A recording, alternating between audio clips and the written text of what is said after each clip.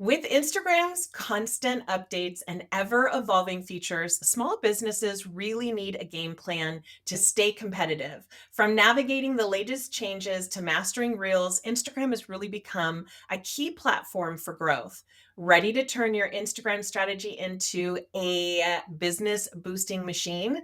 Let's dive into how you can leverage the latest features to grow your audience and convert followers into clients. Welcome back. If you're new here, my name is Jen Vasquez, and I help hyper busy female service providers use Pinterest to book more clients and increase their income and impact. And on this podcast, I have the pleasure of hosting expert interviews all about marketing. So if marketing is something that you want to learn more about for your business, subscribe to our podcast or YouTube channel. Today, I am so excited to be chatting with Corey C. Walker and at the marketing specialist.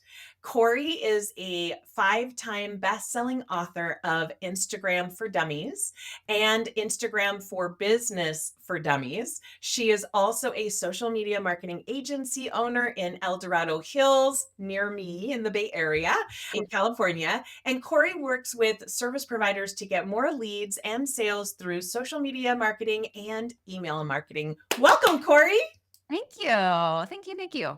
I'm so excited to have you here. I always love to ask this first question of all my guests because it's always intriguing to see the windy road that people get to like what they're doing today. So, Yeah. talk to me a little bit about what came before this business and how you arrived at this business. Well, I have been in this business for 19 and a half years. So it's been a while since it's been the before. I graduated from Sacramento State down the road with a business marketing degree. And then I worked for a few different companies as like marketing coordinator, marketing specialist. VSP is one of them, Ifinity. I worked for a .com that dot busted. Who hasn't? I mean, Yeah. California. Back in the day, it was super fun, but yeah, that all went away. So I worked at several corporate positions, all as marketing specialist type positions. And then finally, my first daughter, I have two daughters, and my first daughter was born. And I was just like, I'm sick of the rat race. I'm sick of sitting in a cubicle. My company was going through some changes, and so they weren't quite using me that much. So I literally was sitting in a cubicle, like waiting for them to figure out what was next. And I said, I want to do this on my own. So I went out on my own. And this was back, I was doing more printed newsletters and yeah, lots of brochures, things like that. Some email marketing was starting to come on and then got a few clients and then social media started up and I said, I think this might be something. Maybe I should learn a little bit more about it and started with Facebook, of course, pretty much Yep, like everybody. we all did.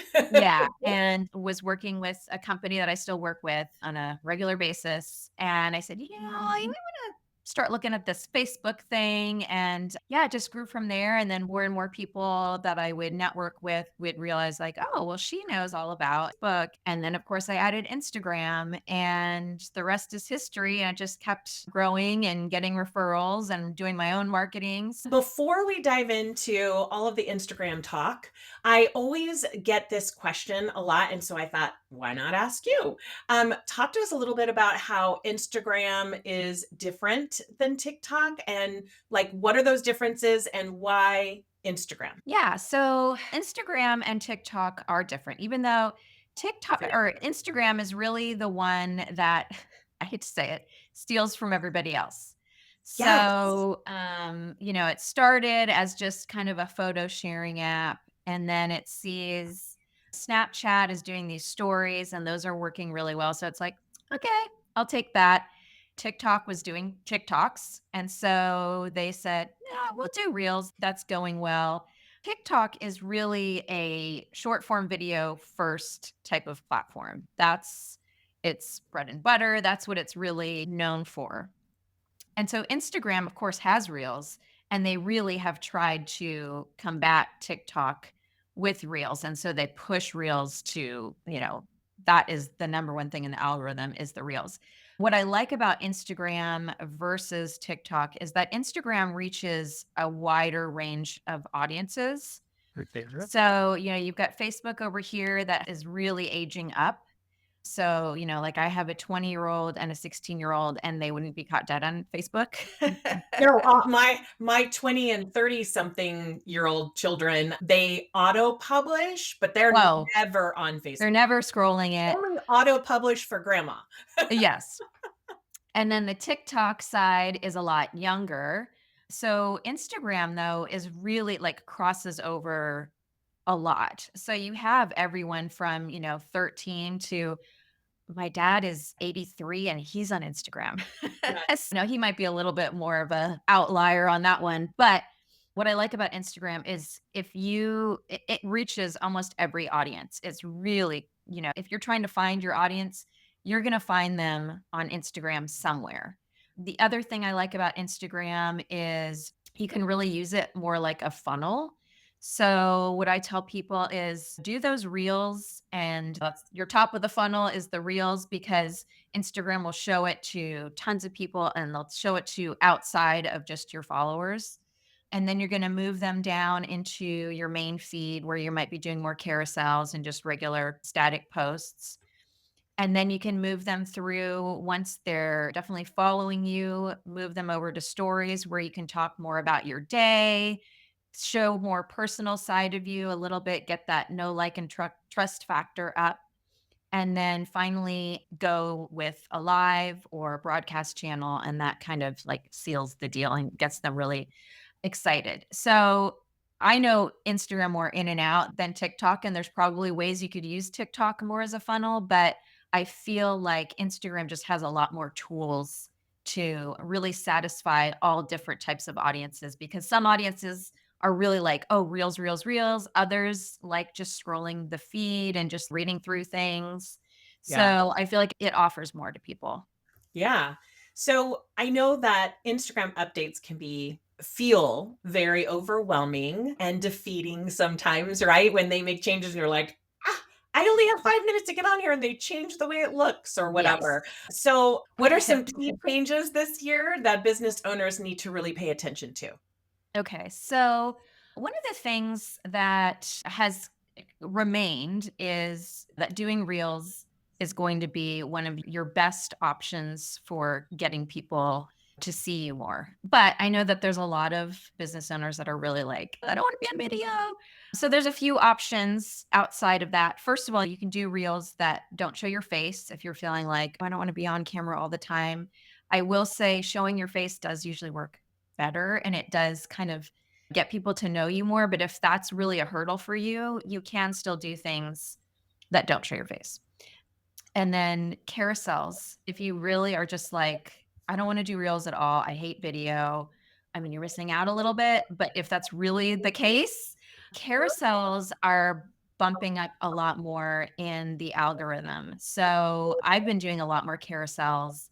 And if your audience is unfamiliar with what that means, it's basically you can put up to now 20 slides in one post, and I don't recommend doing 20, that's a lot, and you'll get a lot of drop off. So I usually say kind of 5 and under is pretty good, but it's a great way to tell a story. So if you want people to keep scrolling through, just maybe tell part of a sentence, dot, dot, dot, go to the next one. It's a great way to show several tips. So if you say, these are my 5 top tips for healthy eating over the holidays, and each slide could be a different one. So those are some of the things. Uh, the other thing is now you can do a lot more editing of your photos directly in Instagram, and you might have to redo your app, like, uh, Yes. you know what I mean? Yes. Redo it in the App Store, Refresh it or do the re update. yeah. Yeah, do the update in the, because I had to do that recently. But yeah, now they have some features where you can do not just the filters that they've had forever, but you can do some more editing of your photos within Instagram. They're really trying to keep you in the app as much as possible. Let's see some other. Which is budget friendly for those startup, Sure. like, entrepreneurs that really can't afford 18 different, like, platforms for the work that they do. You can For do that sure. in in platform now, right? Yeah, definitely. I struggle with that too because there's all these new AI things where I'm like, "Oh, I wanna do that," but I'm like, "Okay, that's another $30 a month, another $50 a month." So I really try to streamline that kind of stuff as well. Notes are a fun one if you just want to add a note. So that's one of the new things.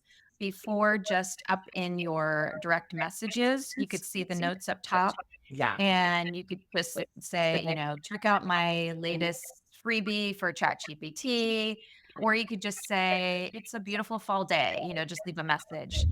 But the newer thing, which I think is a little weird and intrusive personally, is that you can add a note on other people's content. So you can add that on there, and then I think it's the cross between your followers and their followers will see that note. Yeah, because Someone some you can see and some you can't. So I wasn't quite sure like how that worked.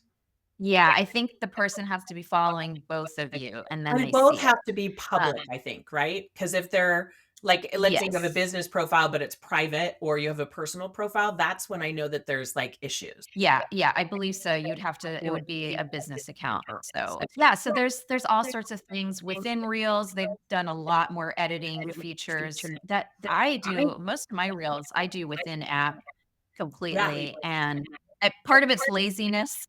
I will record on my camera and then I'll put it in there and I'll splice out the long pauses. I tend to pause, right? So slice those out. And yeah, I just kind of do everything in there now too. Yeah. Well, and I will tell you, Instagram likes that. The more you can do in app, they really like that. Especially the text. And Right? I've noticed if yes, I do something in Canva or in my editing program for videos and I put text on there and I bring it in, those don't always perform as well as the ones that you do in platform with the words in there, which kind of sends signals, yeah, I'm assuming, of what it's about to be able to know who to serve it up to. yeah. And that actually reminded me of another big thing that people might not realize is SEO. So, Instagram has incorporated a lot more SEO capabilities. So, before everyone was just relying on hashtags to, be categorized and found, but now Instagram is using SEO throughout. So, your not your username but your other name that you put underneath, that can be categorized through SEO and helps you get found, your bio, your caption, and even when you're saying things on video, it will pick up that in SEO.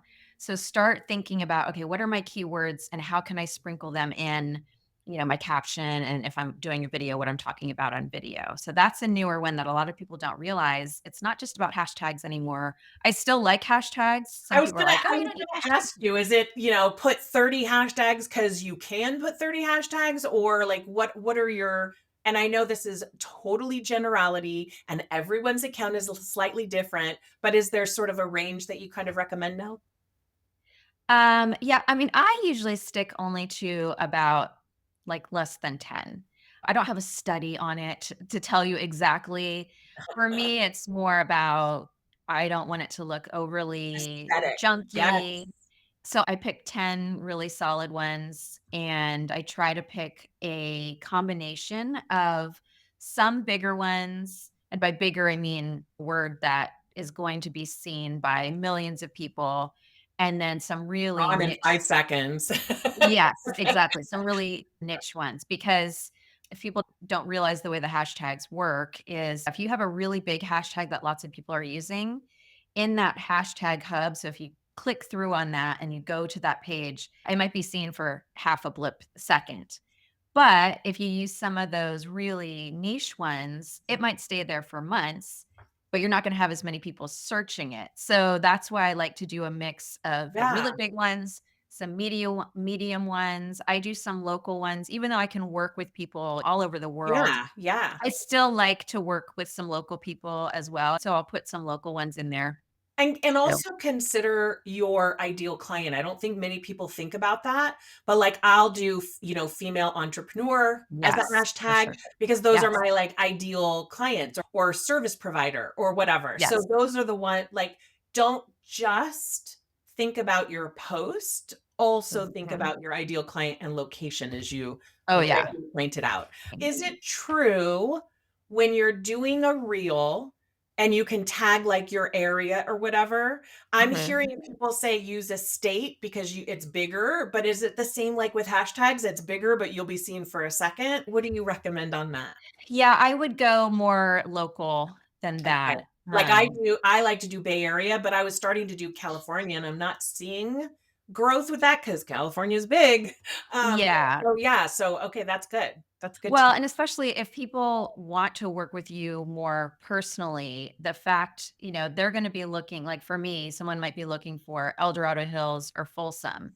So if I Yeah. tag El Dorado Hills, they're going to be looking, most people don't search California, they search for their Mhm. city that they're in. Correct. So I would Or definitely go more area. local. So, like, you could use Sacramento, I would use Bay Yeah. Area. That's a little bit more niched than California. Right. How can small businesses and service providers use Instagram to grow their audience and, more importantly, this is the big one, convert followers into customers? I know it's not going to happen all the time, and I know that you can't cover everything, but just a couple things that might help.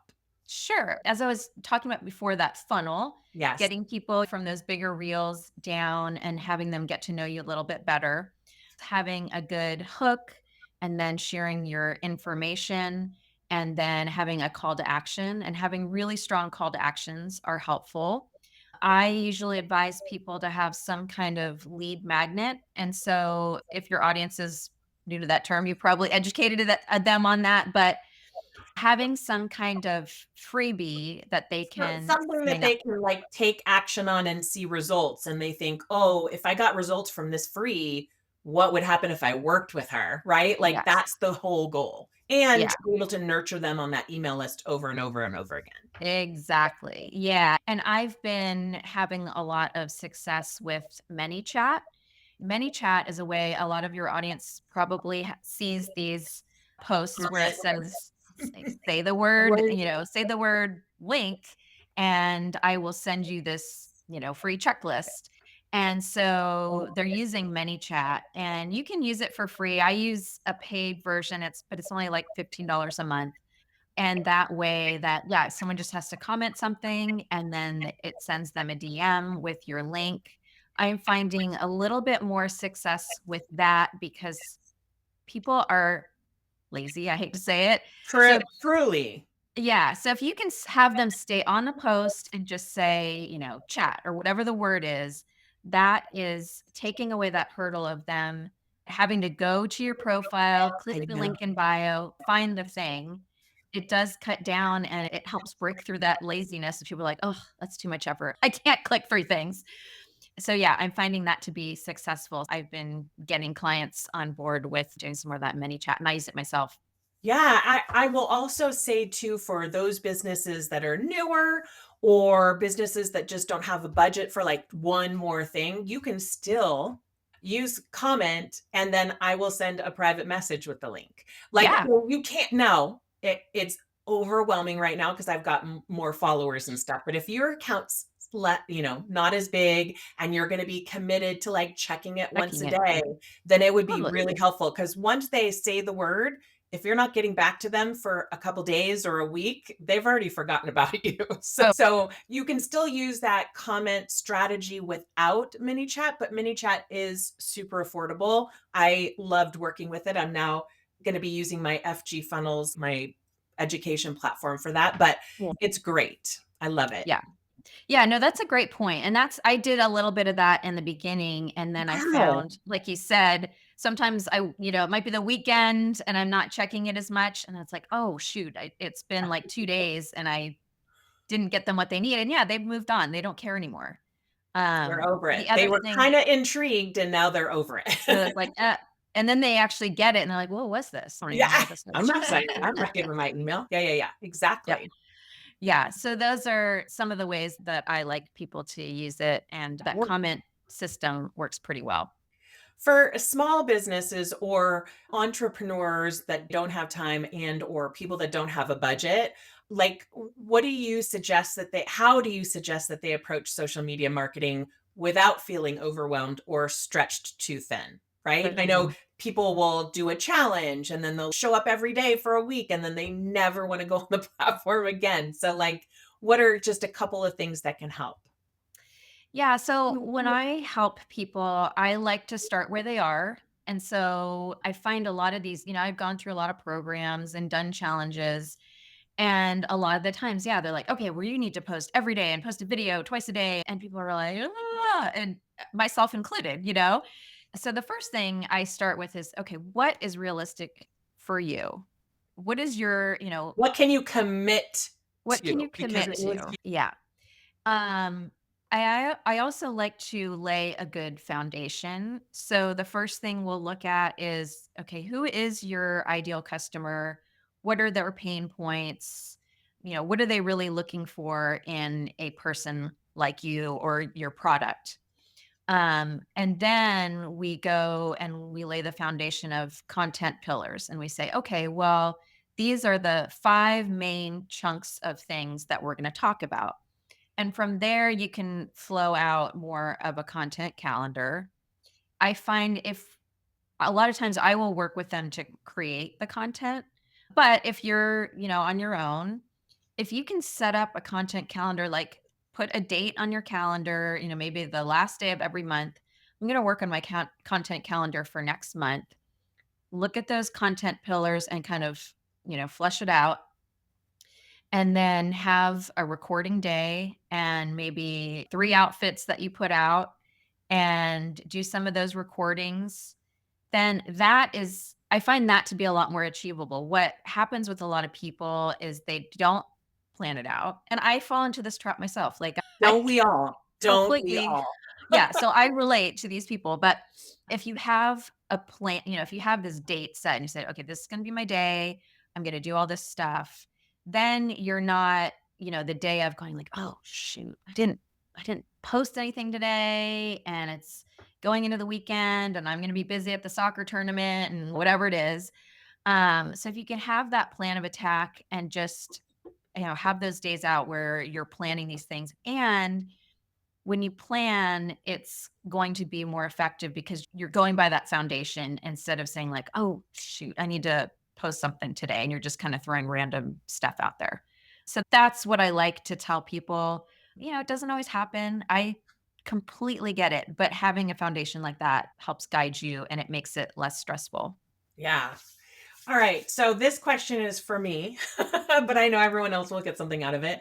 As someone who's been through the process of writing multiple dummies books, what is it Yes. like writing for such a well known brand? And what are the tips for staying organized during such a big project? I imagine that that was. Sure. It's interesting because I had never written anything outside of working with Wiley, the brand that owns all the Four Dummies books. So I had never done it before.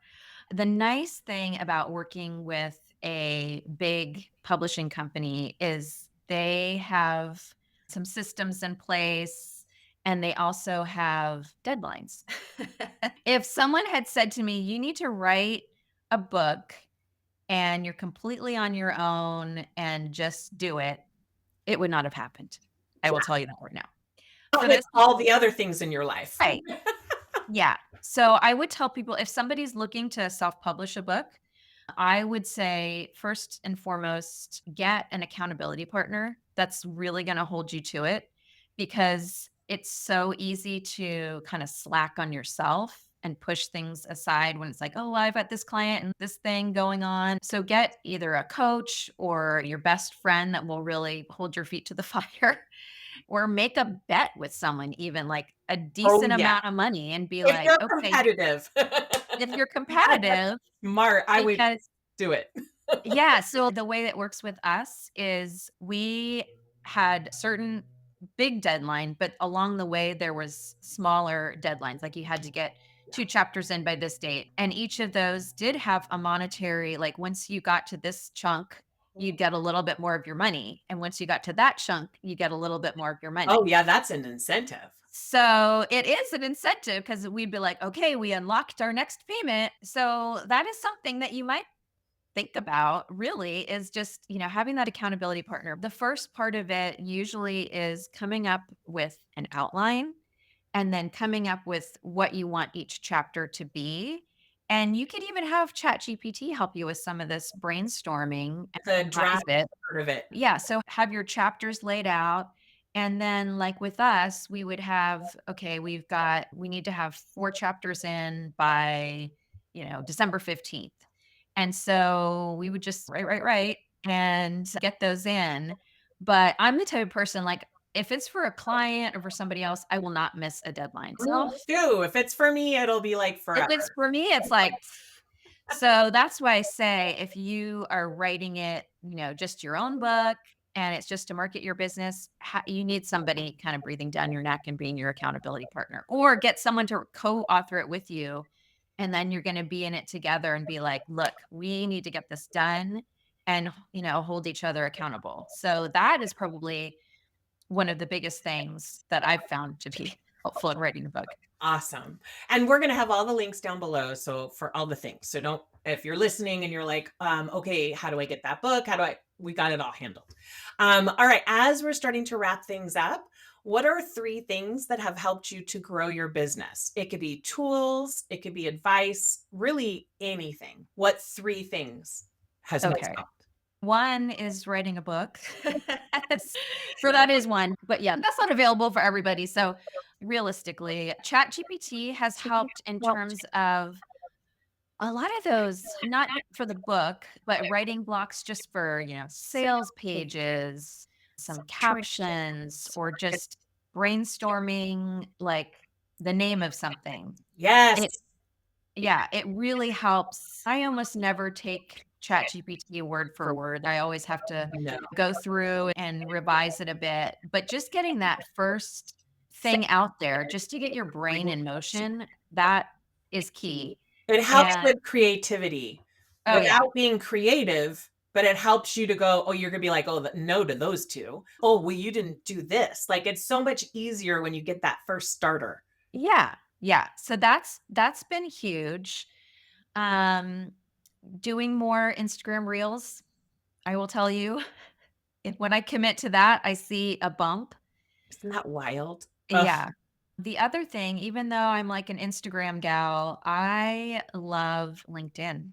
And I use LinkedIn as religiously as I use Instagram because I find a lot of the decision makers are out there on a daily basis. So don't sleep on LinkedIn. I use that a lot. I also, when I'm using it both for me and for my clients, I like to have a good scheduler. So I use Later for most of my clients because it's an affordable one and it has kind of what I need. And it doesn't have to be Later. There's other ones, but I find that there's a lot of big ones. yeah, which Saying those are names way, way too expensive for your typical solopreneur or small business with a tiny team. right, with a tiny team, and it has I mean, they're awesome, awesome things, but Amazing, most of your small business owners aren't using all those things. So yeah, you're just wasting your money on some of these real big ones unless I work with some bigger enterprise companies that they use all the listening, they use, suggested posts to other parts of their company, and that's awesome. But for your audience, my yeah. audience is pretty much the same. It's way too much. So don't get intimidated by some of Don't those big ones. assume you need that. I think No. that's a good point. Yeah. And if you're just posting for yourself and you're just using kind of like Facebook and Instagram, you can use Meta Business Suite for free and schedule all that. For Instagram and Facebook. I thought you meant now Metabase is doing LinkedIn too. I'm like, "What?" Oh, No, no, that's yeah. okay. No, they're not doing that. No, but if Facebook and Instagram Yeah, are your main thing, yeah. just use Meta Business Suite for free. That's what I If use you for my clients Yeah, for that area. So it's just one client because 'cause I'm all Pinterest. But right, yeah. right. Awesome. Okay, well, before we get to the gift that you are so generously sharing with our audience, tell everyone about the services that you provide in case anyone who's been listening is thinking, "I really need Corey's help." Yeah, so they can go to my website is themarketingspecialist.com. If you are interested in lots of Instagram tips, I think on my name I put my Instagram handle, which is Corey C. Walker. So if you want to follow me on Instagram, I'm out there all the time. You can DM me with questions. Of course, my latest book, Instagram for Business for Dummies, third edition, is available as of today of the recording as pre order. I'm not sure when this goes live, but December 5th is when anyone can get it and have it pretty much that week. Awesome. And now Yeah. tell everyone about your freebie and how it can help them. Yeah, so I have a freebie right now. It's a 5-day course and it goes through how to pick your target audience. It goes through messaging, it goes through how to use Instagram and make better social media marketing posts. So that one is I will give you the link in there and it's called Social Sprint 5 days to more clients. I love it. Side note, I have your Stan store and it's the ChatGPT content creation that I got. So send me that email. Okay. So I Sorry. Yeah, I couldn't remember what I Sure, and don't worry about it. It's more I think what you had is more appropriate. So that's perfect. I Okay. just want to make sure you get that to me. Okay. I'll get back. Now, where was I? Um, uh, okay, thank you so much for your valuable advice and for your time today. If Yeah. anybody listening or watching found advice and tips that they can implement in their business, we would love for you to leave a review, which is the lifeblood of a podcast. But also, please go give some love onto Corey's Instagram. And like she said, you can ask her questions. So go for it. Now, Please. now go out there and do something good for your business like snagging Corey's gift and then taking action. Because you can sign up all day, every day for lead magnets, but if you don't use them and implement, then it's not going to do anything for your business. All right. Thanks. Bye.